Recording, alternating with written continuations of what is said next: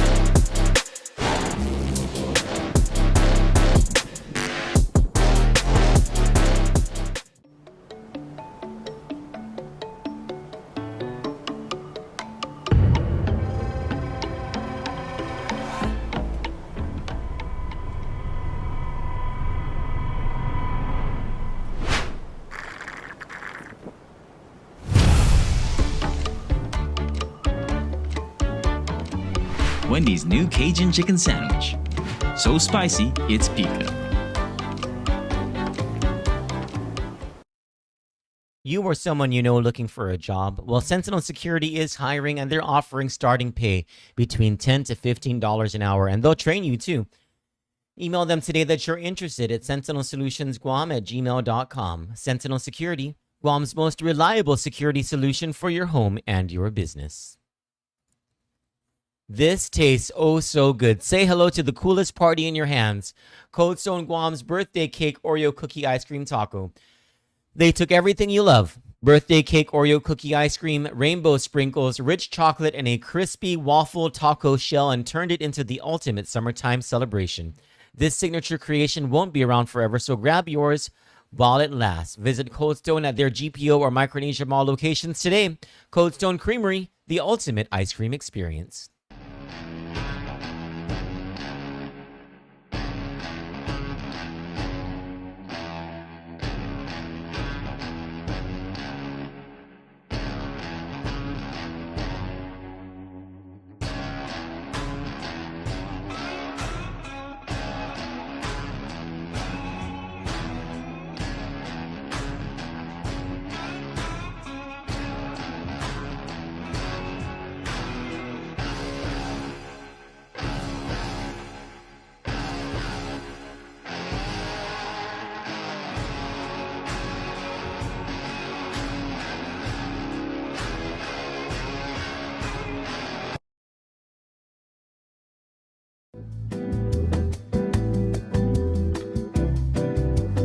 This news is brought to you by 76 Circle K Guam.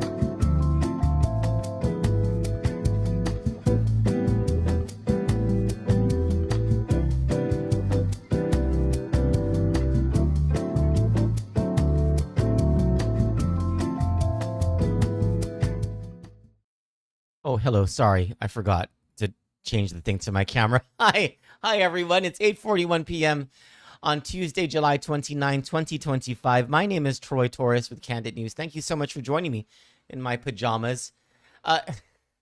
So the backstory is, if you didn't listen to my show yesterday, and if you haven't been paying attention since maybe Wednesday of last week, is I've been tired. I really haven't done anything. I did a show last night because I was like, oh gosh, it's been quite a while. I've been sleep. I don't know why. I have no idea why I'm so tired. But I'm not too tired anymore. I'm okay. And I thought about tonight's show, and because I wrote this story earlier and I published it on our website hours ago. And I debated, should I do this show tonight? And then I thought, this is our top story. I'm gonna power through. And so I've got my hot tea. I've got my smile. I've got all of you. Thank you so much for joining. Good evening, my dear friends, Teresa, JD, Sister Janet, Maria. Thank you so much for joining, and thank you to all of you for joining the show.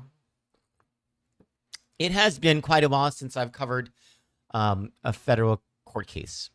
Johnny Rosario has covered a few of them over the past few years, but I haven't personally covered a federal court case from beginning to end since the Martinez-Moser case back in 2018, 2019. And good evening, Auntie Joanne. Thank you so much for joining. Wonderful day today. I love this name, Aguilada. Aguilada. That's a great... Where did you get your name? That's such a beautiful name. Hi, Maria. Aguilada. I love that name. Okay, so I haven't covered a federal court case in years. And so I'm just sort of getting refreshed.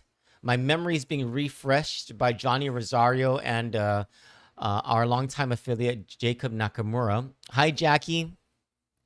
On everything that, on all these little things that are happening in the Tenorio Corruption Case.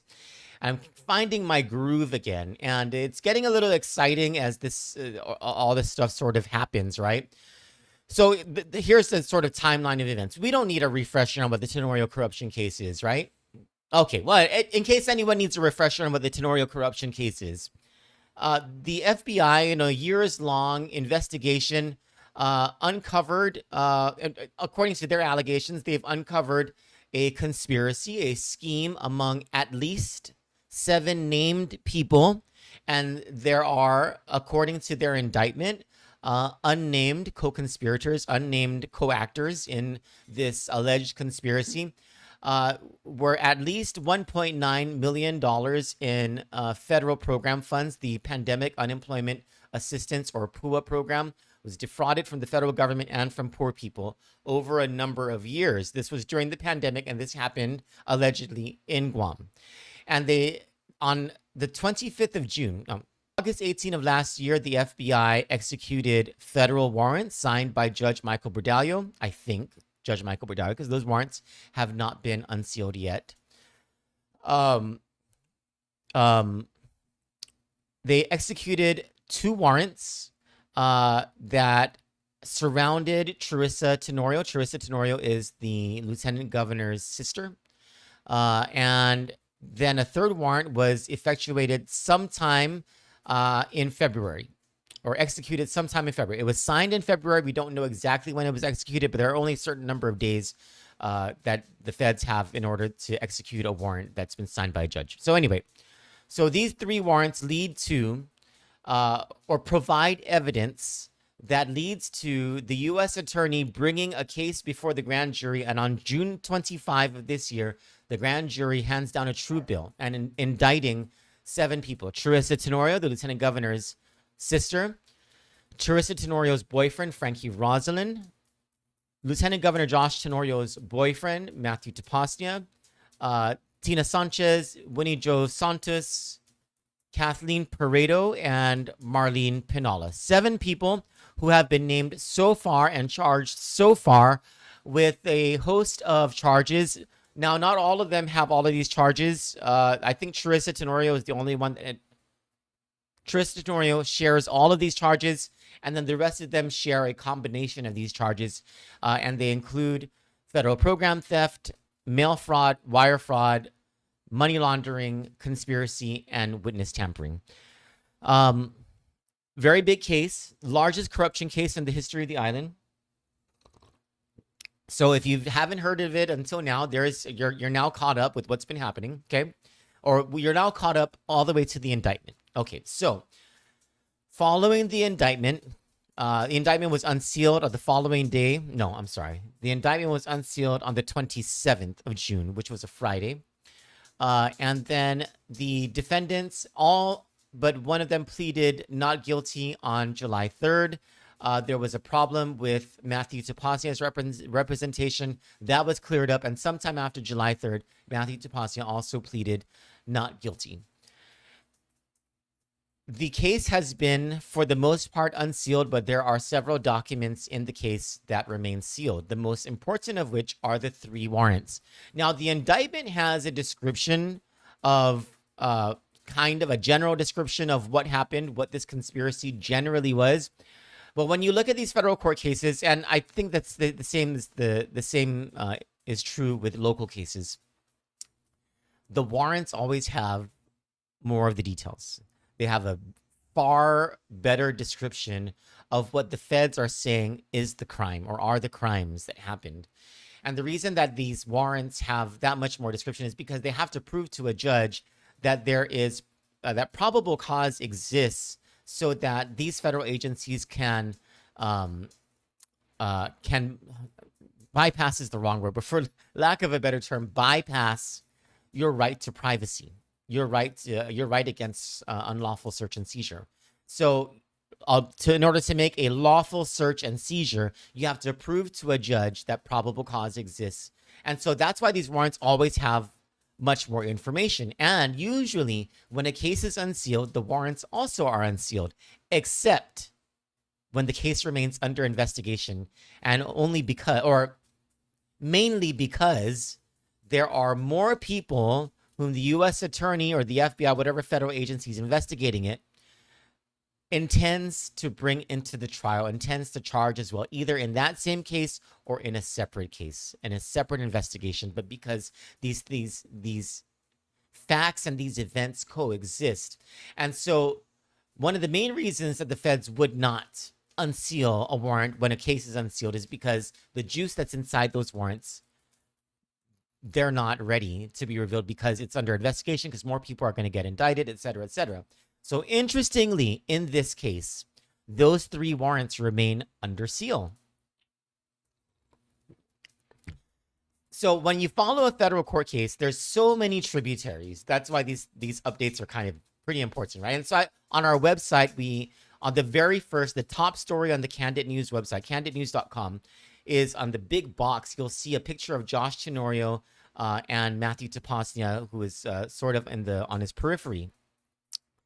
It's called Timeline and Compilation, Tenorio Corruption Case. We put in chronological order from the very first story we ever did on this, which was back in, I think it was September of last year, all the way to our latest story. I need to update today to include the story that we have today, because there are going to be so many tributaries in this, especially and we don't have any control over how any of this stuff works. And by the way, when you hear rumors out there in the community about what the feds are going to do, you might want to just sort of take that with a grain of salt, kind of in one ear and out the other, because the feds, especially the FBI, they're pretty tight-lipped about whatever it is that they do. And so if you hear something out in the community, I don't know. I wouldn't know what to... I wouldn't suggest putting too much stock into something like that. So as we track this case, all of these different tributaries are going to open. And as we get closer, if this is brought to trial, everything is going to become much more clear during the trial, and things are going to move pretty quickly. But what we're about to enter, the part of the case that we're entering now is probably the longest part, and it's the pre-trial phase. But this is also the part where we get to see what the defense attorneys are made of. And if you take a look at the defense attorneys, right, you have representing Charissa Tenorio is the law firm of Jacqueline Terlahi. It seems like there's a back and forth between attorney Jackie Terlahi and attorney Christine Borja within that law firm. Attorney Christine Borja, as I understand it, is a former prosecutor with the Office of the Attorney General. I haven't verified that, but that's what I've heard, which I believe that means she has trial experience in criminal cases. If you were a former prosecutor, you very likely have trial experience in a criminal case or two or more. Attorney Jackie Terlahi is a smart woman. She's very quick-witted. The only thing is I don't know what sort of criminal trial experience she has before the federal court. We've been looking at criminal cases before the federal court since 2018, and I cannot think of one where Jackie Terlahi is litigated before the court in a criminal case. I'm not sure, but I do know that she is a very smart woman. I do know that at one point she was the president of the Guam Bar Association. She's respected. She's Anthony Aperon's lawyer. She's been involved in federal civil cases. So that's Charissa Tenorio's attorney. Then you have Frankie Rosalin's attorney. We're going to talk about her and Frankie Rosalin in just a bit. Heather Quitugua. I've never heard of her. I don't know what her experience is, so I don't have any comment about her. Then you have Tina Sanchez's lawyer, Louis Yanza, who has a lot of federal criminal trial experience, but mainly having to do with drug cases. I don't know whether he has experience with corruption cases. He might have been one of the lawyers in the Hansen Helicopters case. Actually, no, I don't think he was. Defendant Marlene Pinola has one of the more tried and true attorneys. She is Pete Perez, who has a ton of federal criminal trial experience. Whenever you see a federal criminal case, and it kind of doesn't, it's sort of across the spectrum, whether it's drugs, fraud, corruption, things like that. Pete Perez is a name that comes up quite a bit. It comes up just as often, maybe not as often as David Lujan's name, but maybe just as often as Jay Arriola's name would come up in a case like this.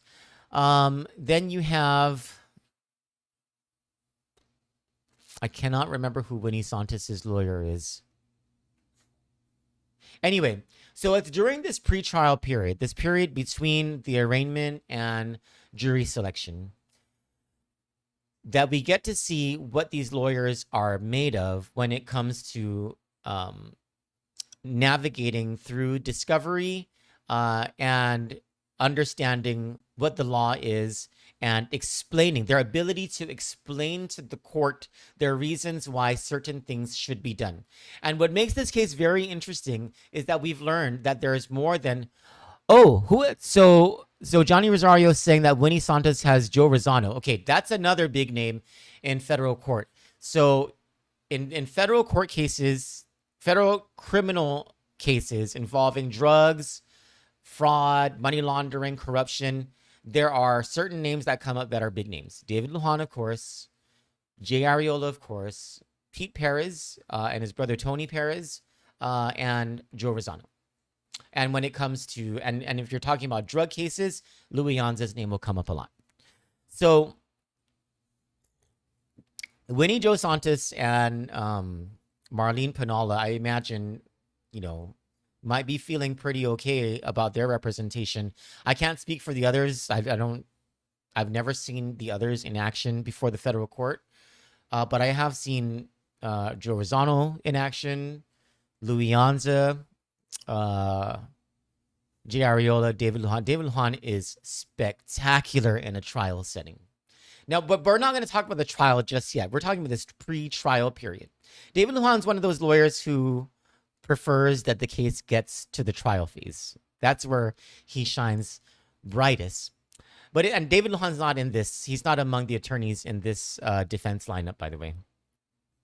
Now, during this pretrial phase is when we get to see how these lawyers measure up, because what we see in this case is more than 100,000 pages of documents in discovery. Discovery are the documents that the government turns over to the defense and about what the case investigation and how everything led to the indictment, and even the things that come in as the pretrial period progresses. So apparently documents are still being turned over according to the latest filing by Frankie Rosalin's attorney, Heather Quitugua. The last document dump was on July 24, which was, 5 days ago?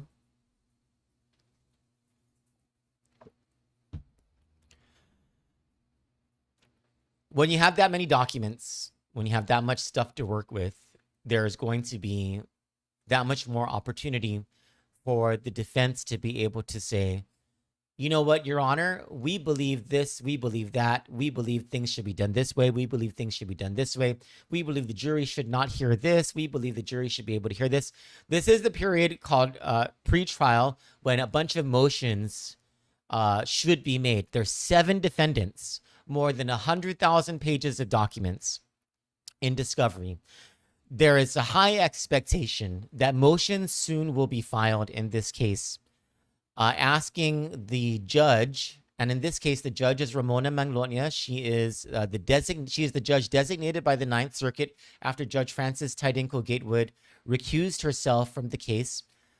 So the chief judge of the district court of the CNMI is coming in to be the presiding judge on this case. And so the defense will start to ask Judge Ramona Manglonia to do certain things in the case. We don't know what these are yet. Discovery is not something that is open to the public. Most of discovery will never be seen by the public. Whatever is entered into evidence during the trial phase, those are the only things that we will be able to see at the time that the judge says it's okay for the public to see these documents on the federal court archive. But because there are so many pages, and because there are 7 defendants, and the possibility is that there are going to be a whole lot of motions in this case, the original timeline, the original trial date of September 3, I don't think the trial is going to start on September 3. I mean, it is completely possible that none of the defense files any pretrial motions and the prosecution doesn't file any pretrial motions either. And everyone says, okay, we read the 100,000 pages and we are ready to go to trial on September 3. But as it stands already, as of yesterday, one of the defendants already has requested that the trial date be moved by 3 months, and that is Frankie Rosalin. So yesterday, the attorney for Frankie Rosalin, Heather Quitugua, on Frankie Rosalin's behalf, filed a motion to move the trial, to continue the trial for a 90-day period, and all of the hearings that would have followed in between. So the court had already established an August 1 date for the entry of motions, and then an August 22 hearing date for the court to hear arguments on these motions that are filed. And then that was consistent with the September 3 start of trial date, which presumably would have been the start of jury selection in the trial. So what Frankie Rosalin's asking to do, he's saying, there are 100,000 pages in this. We need more time to review all these things. We are only seeing who some of the witnesses are now. We anticipate to see who more of the witnesses are as we review more of these documents. And they sort of hint in this motion that was filed yesterday by Heather Quitugua, the attorney, that they should be anticipating to file motions, pretrial motions in this case. And this is just Frankie Rosalin. This is only Frankie Rosalin asking this. We haven't even started to see what the other attorneys or the other defendants in the case might want to do, and the continuances that they will ask for, and the motions that they'll start to file. And so we don't know if it's been granted yet. As of our look at the federal court archive system, there has not been a ruling on the Rosalin motion yet. But already today, Kathleen Pareto joined in the motion. And then in the Rosalin motion that was filed yesterday, Frankie Rosalin's attorney says that she contacted the attorneys for Charissa Tenorio, Tina Sanchez, and Winnie Santos, and none of them had objections to the motion to continue the trial and the other hearing dates for another 3 months. And the only 2 that she was not able to get in touch with were Tom Fisher, who is Matt Topoznia's attorney. Oh, I forgot about Tom Fisher. Tom Fisher was Matt Topoznia's attorney because he is currently in trial on a Superior Court case, and Marlene Pinala's attorney, Pete Perez, because he's off island.